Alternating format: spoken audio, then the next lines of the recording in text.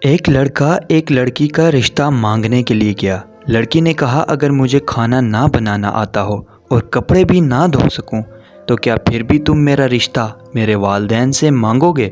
لڑکا کہنے لگا مجھے بتاؤ، اللہ کی بندگی جانتی ہو؟ نماز ادا کرنا جانتی ہو؟ حجاب سے پیار ہے؟ لڑکے کے استفسار پر لڑکی نے بتایا کہ مجھے یہ چیزیں دل و جان سے زیادہ پسند ہیں، یہ تو میرا عشق، میرا ایمان ہے۔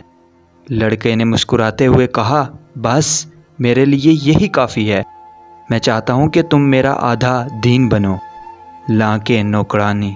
لڑکی مسکرا کر بولی اگر مجھے کھانا نہ بھی بنانا آتا ہو تو بھی میں ایسے شخص کے لیے ضرور بنانا سیکھوں گی جو مجھے اپنے دین کا نصف حصہ سمجھتا ہے۔